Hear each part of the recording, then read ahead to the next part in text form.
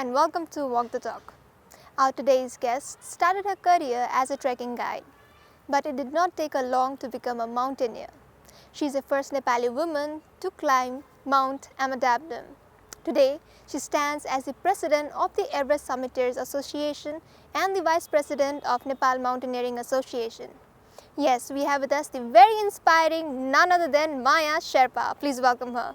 Welcome, Maya. Thank you. How about you? I'm fine. How are you? I'm good. मैले इन्ट्रोमा भने you started as a trekking guide, हैन? यो trekking guide हुने सोच चाहिँ किन आयो र कहिले भयो?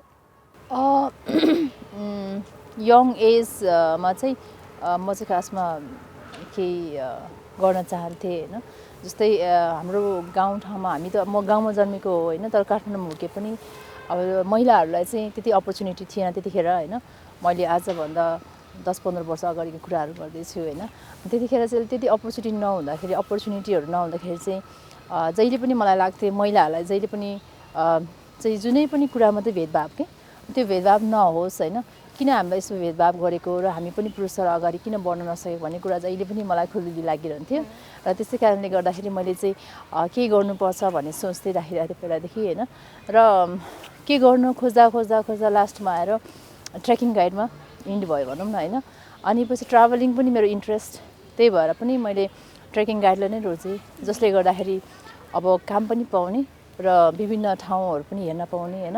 अनि टुरिस्टहरूसँग भेट्न पाउने, धेरै कुराहरू सिक्न पाउने र अनि आफूले भने ठाउँहरूमा घुम्नु पनि पाउने भएको भएर ट्रेकिङ गाइड नै चुज गरेँ। जुन बेला सुरु गर्नु भएको थियो त्यो बेला कतिको गाह्रो भयो, के चुनौती चाहिँ सामना गर्नुपर्ने थियो? मेरो यस्तो छ, अब एउटा शेर्पा फ्यामिलीमा जन्मेको भएर हैन म एउटा लकी नै भयो भनौँ न।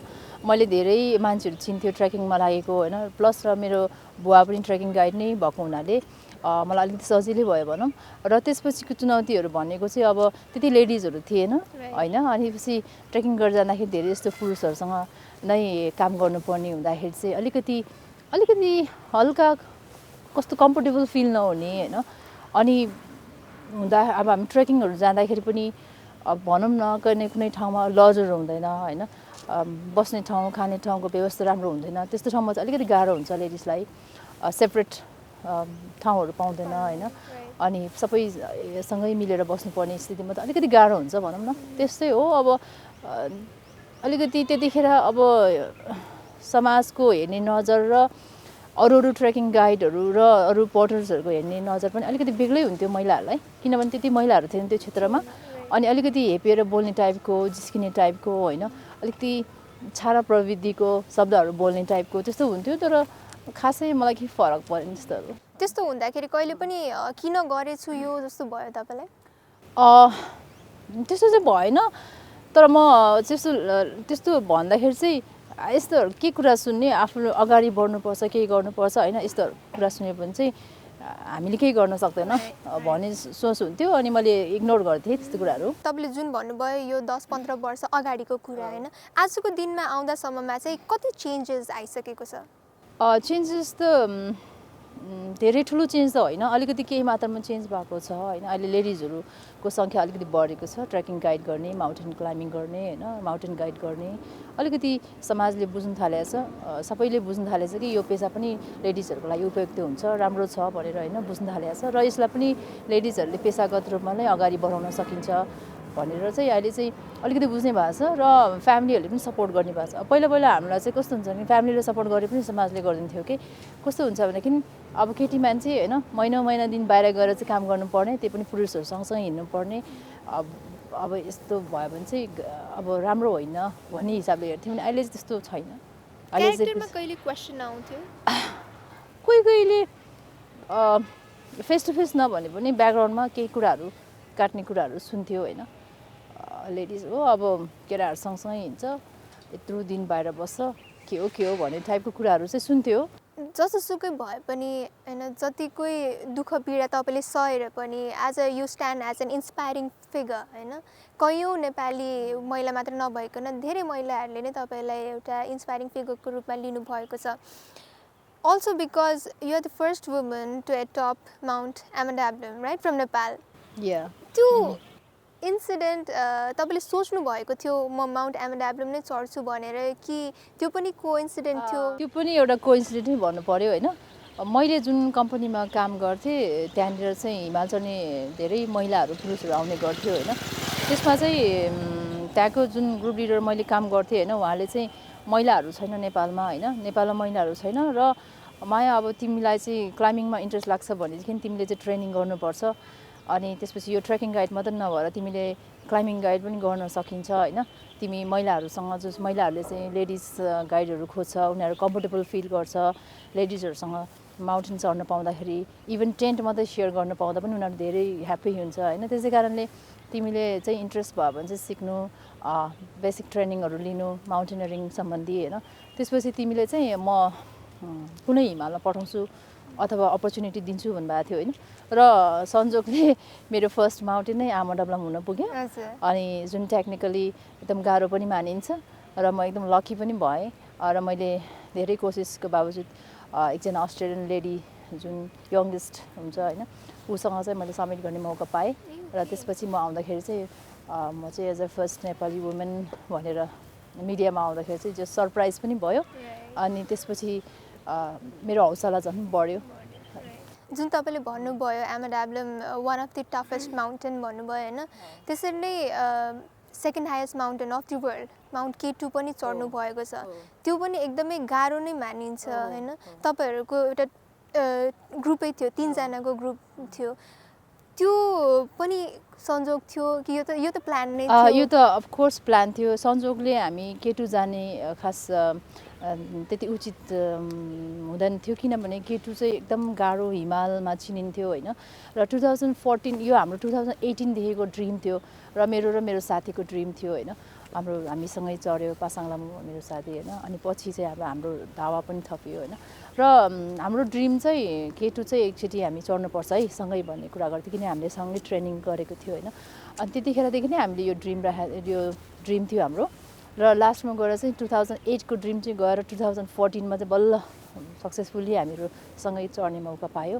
र हामी as a first Nepali women हामी 3 जना चाहिँ K2मा जाने मौका पायो भनौँ न 14मा। अनि त्यतिखेरसम्म पनि हामीले सरस्वती हेर्दाखेरि एभरेस्ट र K2 को हामीले कम्पेरिजन गरेर हेर्दाखेरि धेरै महिलाहरू थिएन कि K2 चढ्ने चाहिँ। नेपाली के अरे एभरेस्टमा चाहिँ धेरै महिलाहरूले चढिसकेको थियो भने K2मा चाहिँ एकदम कम्ती थियो।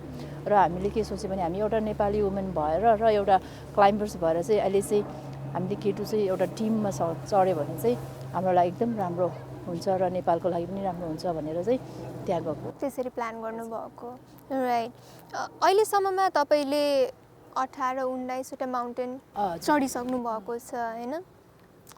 यो मध्ये सबैभन्दा गाह्रो लागेको कति तपाईँहरूले कम्प्लिट गर्नुभएको छ, कति कम्प्लिट भएन होला, त्यही जहिले पनि हामीहरू सक्सेस स्टोरी त सुन्छौँ नै, कतिवटामा चाहिँ सक्सेस हुनु भएन होला, कस्तो हुन्थ्यो त्यो बेलाको पीडा या एक्सपिरियन्स? अफकोर्स हामीले कोसिस गरेपछि त्यो सक्सेस भएन भने हामीलाई दुःख लाग्छ होइन। त्यसै गरी हामी फेरि आफ्टर K2 चाहिँ हामी 3 जना वुमेनहरू फर्स्ट नेपाली वुमेन टिम नै माउन्ट कञ्चनजङ्घा गएको थियो, which is 3rd highest pick in the world होइन। त्यसमा जाँदाखेरि चाहिँ हामीले धेरै दुःख गऱ्यौँ र टाइम पनि धेरै वेस्ट गऱ्यौँ होइन। त्यसपछि हामी 8100 मिटरसम्म पुगेर फर्किनु पर्दाखेरि चाहिँ एकदम दुःख लाग्यो होइन। अनि पछि एकदम स्याड मोमेन्ट भनौँ न। अब के चिजको कमीले गर्दाखेरि हामी सक्सेस हुन सकेन। अब हिमालमा सबै कुराहरू मिल्नुपर्छ होइन, आफू मात्रै स्ट्रङ भएर पनि हुँदैन र सबै कुरा मिलेन भने त्यो आफूमा मात्रै डिपेन्ड्स पनि हुँदैन, टिम सबै कुरा मिल्नुपर्छ। त्यसै कारणले गर्दाखेरि के कमीले गर्दाखेरि हाम्रो सक्सेस हुन सकेन।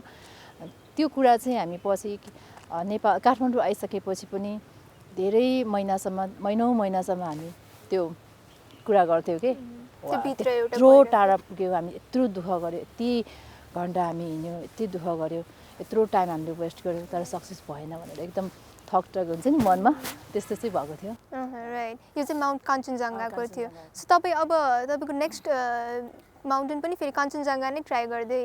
होइन, कञ्चनजङ्घा मैले 2019मा कम्प्लिट गरेँ र त्यो बेलामा चाहिँ म एक्लै गएँ होइन, साथीहरू बिजी भएको कारणले गर्दाखेरि म एक्लै गएँ र सक्सेस पनि भयो। अनि पछि अब चाहिँ नेक्स्ट चाहिँ मेरो क्लाइम्बिङ हुनसक्छ। अब अहिले चाहिँ भन्नुपर्दाखेरि 50% चाहिँ मैले माउन्ट अन्नपूर्ण जाने कुरा गरिरहेको छु होइन, त्योलाई नै कन्टिन्यू दिन्छु होला सायद। ओके, सो माउन्ट अन्नपूर्ण पनि एकदमै गाह्रो रुट मानिन्छ होइन? हजुर, माउन्ट अन्नपूर्ण चाहिँ जुन माउन्टेनमा हुने एभलन्चहरू जुन पहिरोहरू हुन्छ होइन, त्यो चाहिँ धेरै ज्यादा हुने भएको भएर यसलाई चाहिँ अलिकति होइन धेरै नै डेन्जरस माउन्टेनमा गनिन्छ। सबै हिमालको आफ्नो आफ्नै एउटा डेन्जर पार्ट हुन्छ। जस्तै अब यो माउन्ट अन्नपूर्णमा चाहिँ एभलान्चको डेन्जर ज्यादा छ होइन, त्यसैले यो चाहिँ अलिकति डेन्जर मानिन्छ। तपाईँले धेरै नै डेन्जरस माउन्टेनहरू चढ्नु भइसकेको छ, तर you are not just a mountaineer but also a mother होइन, घरमा एउटा सानो नानी पनि छन्, उसलाई छोडेर जाँदा यस्तो एक्सपिडिसनहरूमा जाँदाखेरि त्यो फिलिङ कस्तो हुन्छ रहेछ? फर्स्ट टाइम मैले जब नानीलाई छोडेर गएँ त्यतिखेर चाहिँ ऊ 4.5 वर्षको थियो, माउन्ट केटुमै जाँदाखेरि। त्यतिखेर मैले 50 डेज उसलाई घरमा छाडेर जाँदाखेरि मलाई धेरै गाह्रो भयो होइन। त्यसपछि चाहिँ मलाई अलिकति बानी पर्यो। त्यसपछिको दिनहरूमा चाहिँ मैले उसलाई छाडेर हिँड्न थालेर ऊ पनि अब बोल्न सक्ने, हिँड्न सक्ने, आफै केही गर्न सक्ने भइसकेपछि चाहिँ अब उसले पनि केही गर्न सक्छ, उसलाई अब भनौँ न केही समस्या पऱ्यो भने भन्न सक्छ भन्ने हिसाबले चाहिँ अलिकति ढुक्क। त्यसपछि फ्यामिलीको सपोर्ट पनि हो, मेरो दिदी हुनुहुन्छ, उहाँले एकदमै टेक केयर गर्नुहुन्छ छोरीलाई, त्यही भएर म ढुक्क छु होइन। अनि गाह्रो समस्याहरू आइपर्दाखेरि जस्तो हिमालमा चाहिँ अब एकदम डेन्जरस सिचुएसनहरू हुँदाखेरि चाहिँ म बेकार आएछु, म मऱ्यो भने चाहिँ मेरो नानीलाई के हुने होला भने त्यतिखेर चाहिँ एकदम ज्यादा याद आउँछ। अनि त्यो चाहिँ एकदम त्यो स्याड मोमेन्ट भनौँ न, त्यतिखेर चाहिँ म अबदेखि हिमाल चढ्न आउँदिनँ जस्तो फिल हुन्छ। अनि त्यही हो। तर रोक्नु चाहिँ रोकिएको छैन? रोक्नु त रोकिएको छैन, किनभने नानीले पनि फिल गर्छ जब उसले मलाई चाहिँ पत्र पत्रिकामा, टेलिभिजनहरूमा, युट्युबहरूमा देख्छ, ऊ एकदम प्राउड फिल हुन्छ।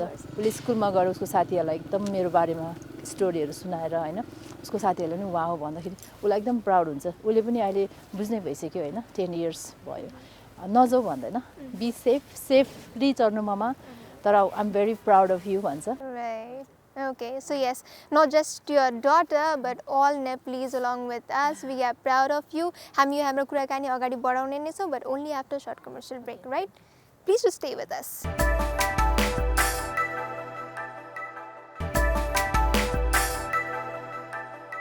Yes, we are in conversation with none other than Maya Sherpa. Now we are up with our very fun segment, that is Fun IQ.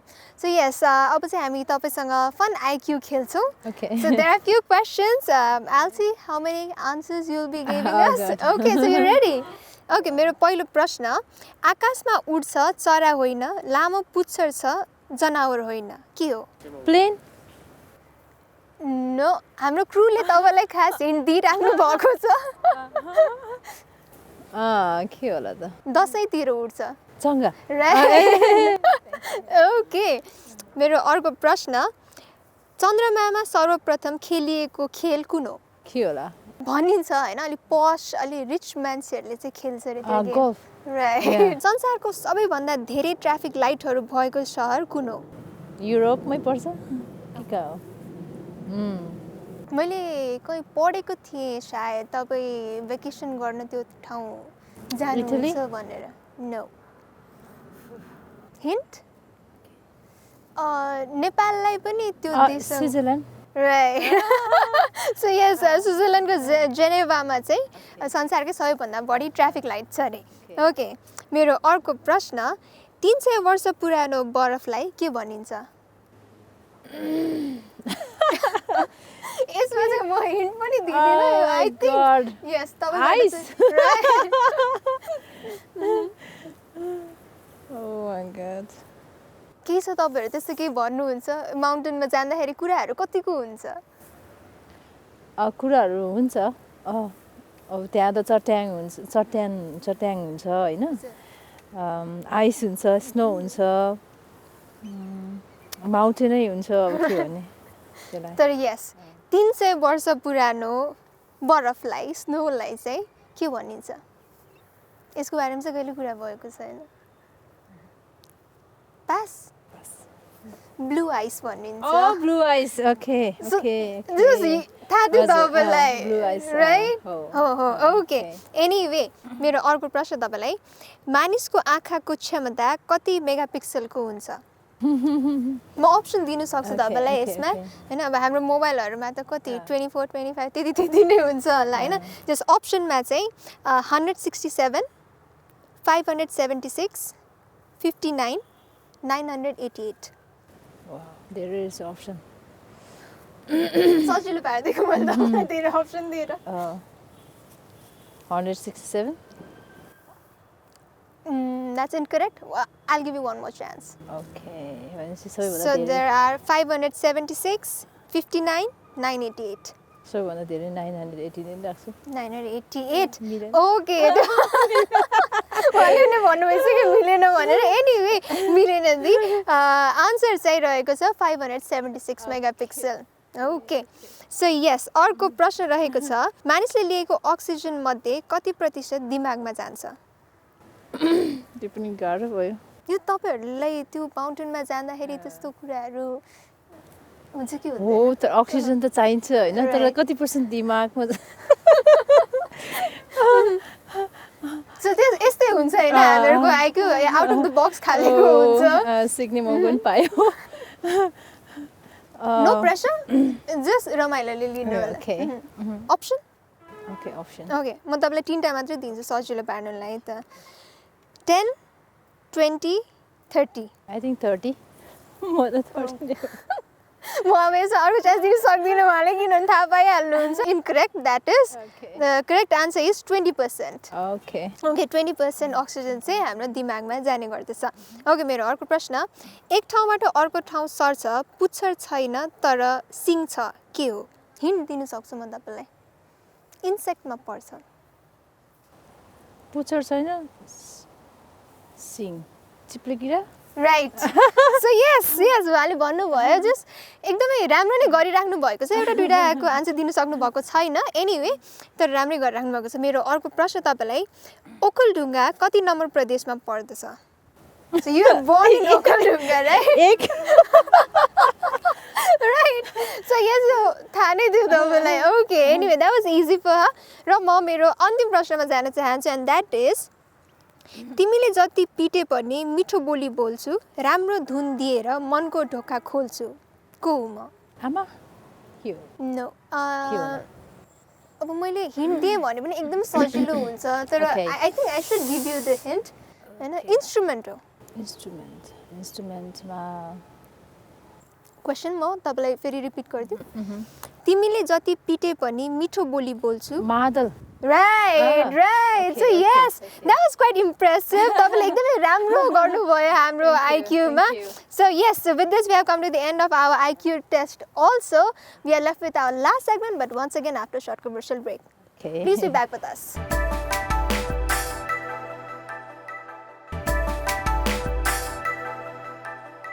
We are up with our last segment that is Know Me Better where we'll get to know Maya Sharpa up close and personally. So yes, you're ready for Know Me Better session. Okay. Okay, and our first question to you is, apart from your name and what do you do, how would you describe yourself?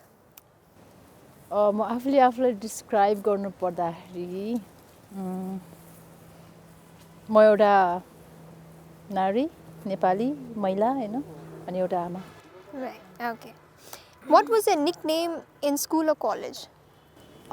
मेरो nickname धेरै छ किनभने म चाहिँ धेरै अलि young हुँदाखेरि अलिकति केटा टाइपको भएको भएर मलाई कतिपय साथीहरूले मलाई भाइ भनेर बोलाउँथ्यो हैन अनि आमाहरूले चाहिँ अलिकति म चञ्चले टाइपको भएको भएर फेरि अलिकति हाम्रो आफ्नै ल्याङ्ग्वेजमा एउटा नाम दिनुभएको थियो त्यो चाहिँ अलिक गाह्रै छ एउटा चरा हुन्छ हाम्रो गाउँमा चाहिँ एउटा चरा हुन्छ जुन चरा चाहिँ एकदम धेरै चिचाइरहने यताबाट यता यताबाट यता छिनछिनमै त्यो रुखहरूको हाँगाहरू चेन्ज गरिरहने हुन्छन् अनि त्यस्तोको त्यो के त त्यसलाई के भन्छ नेपालीमा सब त्यस्तै टाइपको चराको नाम चाहिँ दिनुभएको थियो ओके सो हामीले थाहा पाउँदैनौँ अहिलेसम्म पनि कहिलेकाहीँ त्यही भन्नुहुन्छ ओके सो एनिवे हामीलाई नाम चाहिँ खुलाउनु भएन उहाँले सो एनिवे भाइ भनेर चाहिँ एउटा नाम चाहिँ चिनियौँ हामीले okay what is your favourite cuisine and why धेरै छ त्यसमा पनि मलाई नेपाली खानाहरू एकदम मनपर्छ र विशेष गरेर चाहिँ अहिले चाहिँ मेरो फेभरेट भनेको कोरियन फुड भएको छ। What scares you the most and why? Scares त मलाई म एउटा छोरीको आमा भएको भएर होइन, मेरो एउटा मात्रै छोरी होइन, अनि अहिले चाहिँ मलाई एक दिन मेरो छोरीले छोडेर जान्छ त्यो मोमेन्ट चाहिँ म अहिलेदेखि फिल गर्छु होइन। ओ माई गड कस्तो हुन्छ होला त्यो मोमेन्ट, अनि त्यसपछि म एक्लै हुन्छ जस्तो फिल, त्यो चाहिँ मलाई डर लागिरहन्छ। म्युजिक कतिको सुन्नुहुन्छ र कुन चाहिँ जनर तपाईँलाई बढी मनपर्छ? म्युजिक म धेरै सुन्छु, मलाई मन पनि पर्छ। त्यही नेपाली हिन्दीहरू प्रायः जस्तो सुन्छु। What's your favorite holiday destination? मलाई फुडको हिसाबले भन्नुपर्ने एसियन कन्ट्री नै मनपर्छ, जस्तै थाइल्यान्ड, मलेसिया, सिङ्गापुर यस्तैहरू मनपर्छ। तर राम्रो हेर्ने हो भने चाहिँ युरोप मनपर्छ। Have you ever made a decision that changed your entire life? If yes, what was it? त्यही हो मेरो आफ्नो क्लाइम्बिङ करियर नै भनौँ न, त्यसले नै मेरो लाइफ चेन्ज भयो। Right. जतिखेर मैले स्टार्ट गरेँ यसमा, यो पेसामा लागेँ, त्यही हो। What is the first thing that you notice in a person? Looks भनौँ न, लुक्स नै जान्छ नि फर्स्टमा त, Oh. तर त्यही हो, लुक्स नै हो। Looks nice. हजुर। Okay. So yes, with this we have come to the end of our program. एकदमै रमाइलो लाग्यो तपाईसँग कुराकानी गरेर, तपाईको बारेमा धेरै कुराहरू थाहा पायौँ, जान्ने मौका पायौँ। अब जाँदा जाँदै हाम्रो भ्युवरहरूलाई तपाईको त्यति फलोवरहरू हुनुहुन्छ जसले तपाईलाई इन्स्पिरेसनल फिगर मान्नुहुन्छ, उहाँहरूलाई के मेसेज दिन चाहनुहुन्छ? विशेष गरेर हाम्रो यङ जेनेरेसनहरूलाई होइन, केही राम्रो काम गर्ने कोसिस गर्नु, फ्युचरमा केही बन्ने कोसिस गर्नु होइन, त्यही हो। Okay. Thank you so much for being with us. So yes, that was very inspiring, Maya Sherpa. I'll see you all next week with yet another guest. Till then, keep watching AP1 HD.